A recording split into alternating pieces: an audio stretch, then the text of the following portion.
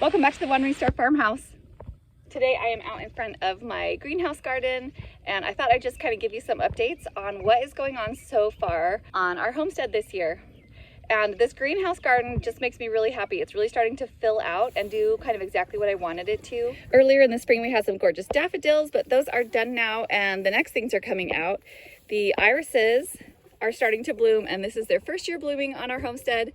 And these I got from my sister, actually from my mom, from a place of our ancestry in Italy. So these are really special irises, and I'm excited to have them here on my homestead. This is our horseradish that we did not harvest any last year, so it's going crazy already this year. My chives are about to open up and start blossoming, and they're just going to look amazing this year. The horseradish blossom? I think so, yeah, horseradish blossom. The chocolate mint is coming back in this pot, and these strawberries look gorgeous. They're really fun pink blossom strawberries I bought from a local place last year, and I'm excited to see those spread. The sage made it through the winter. The thyme made it through the winter. I tried to take my rosemary inside to winter over, and it died, which is pretty normal for rosemary. Rosemary really doesn't like the dry heat of a winter house that is running a heater, so that wasn't unexpected. But I actually was thinking that maybe I should try this year planting my rosemary inside the greenhouse and then seeing if I could get it to overwinter inside the greenhouse. I think it's worth a try. Obviously we've got some weeds in here, but I love to see this, a little nasturtium volunteer, and I think there was a nasturtium volunteer on the other side of the pot over there too, can't remember. But on the other side of the greenhouse we have this. There was daffodils, and now we have this crazy self-seeded patch of chamomile that is about to start blooming. I've got a little bit of cilantro, self-seeded cilantro in here too, which is great. And it's gonna go to seed now as well. Down inside here is a hidden iris. My irises are almost completely covered up, but what I wanted is for things that I grew here last year to just reseed themselves, and that's what they're doing. So we've got a lot of chamomile, and if you see in there is a nasturtium.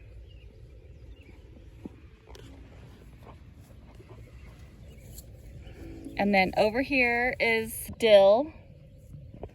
There's a little more dill right here. And here in the corner are my walking onions that are gonna hopefully do some walking this summer.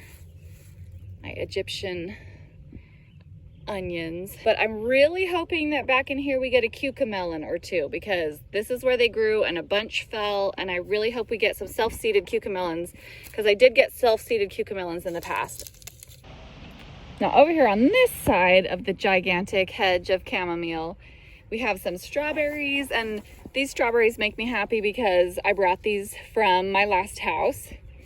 And all the things that I brought from my last house, I feel like they're just bonus plants. Just so nice to not have to start completely over, but to have some things that made it.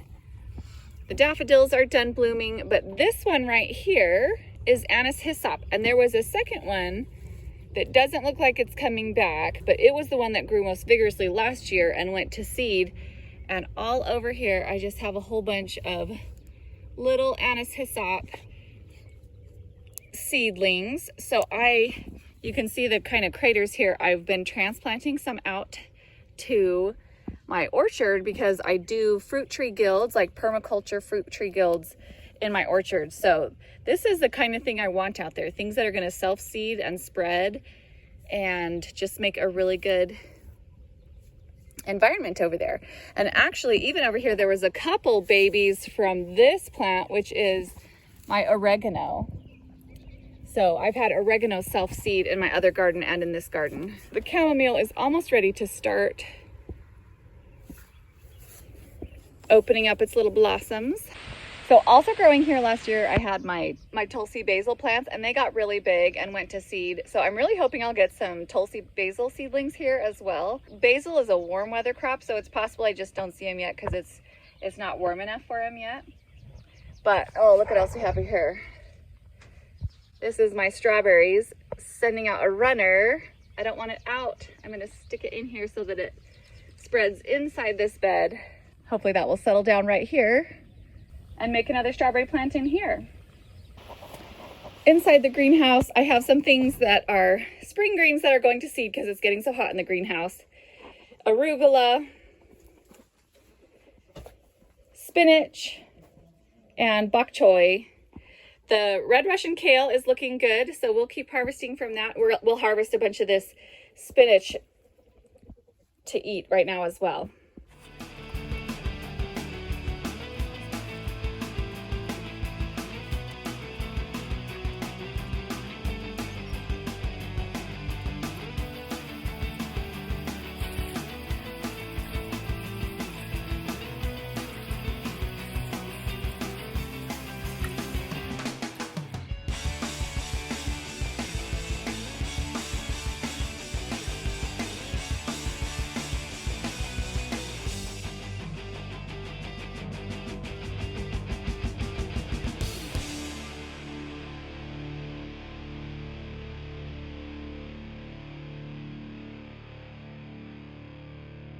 I have gotten started on the main garden so far. Also, I've got peas and carrots planted, but not much else at this point. Let me show you how it looks. Here's my peas going down the center of this hoop. There's a little bit of carrots to the side. You can see some carrots, but I would definitely like to get more carrots going. This spring, I found a few onions that I missed last year in my harvesting. And this is what they do. They split like this and then they start to send up a flower shoot. And I decided for now, I'm going to leave them where they are because then I can harvest seeds from these onions to save for planting in the future. I've got 2 areas of garlic and they're doing really well. And this is where I have planted peas and a little bit of carrots. Just a little bit of carrots because the carrots didn't come up as well. Over here is where I have some more garlic. And I am working on killing weeds here under this tarp. Because weeds are always a little bit of a problem.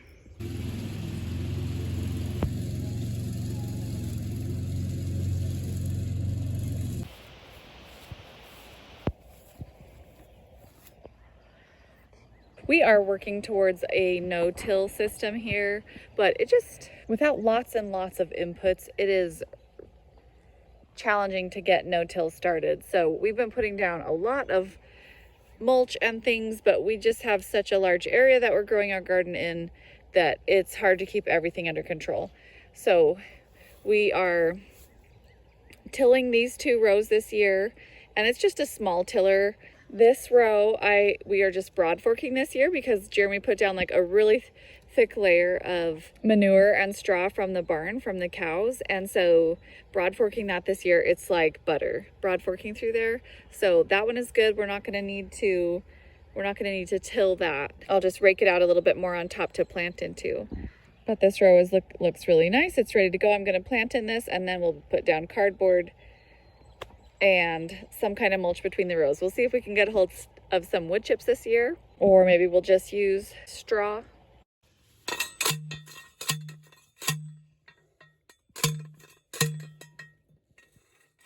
Put your hand right here. Oh, okay.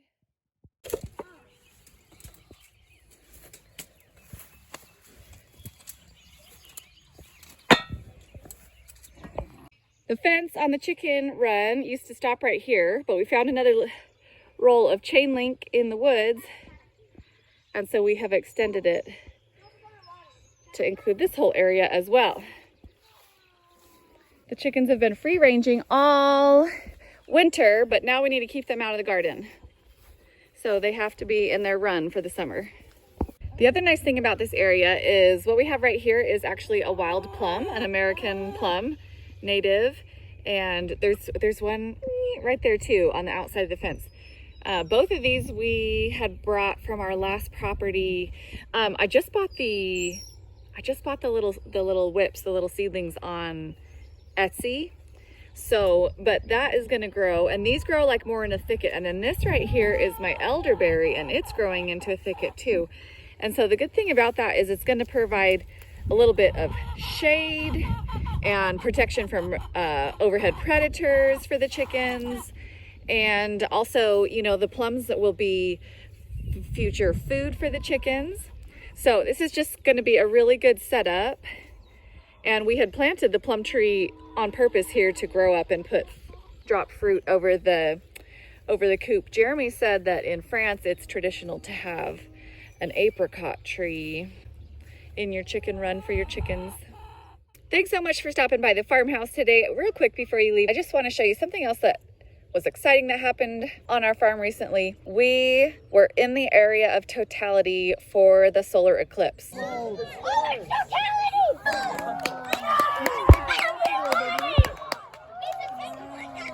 That's amazing. That's amazing. So cool. It just was a really exciting opportunity to witness the wonders in the heavens that are occurring in these last days. So I hope you enjoyed the tour today of the herb garden and the vegetable garden, and come back next time because I also need to show you what is going on in the orchard and in our fruit garden.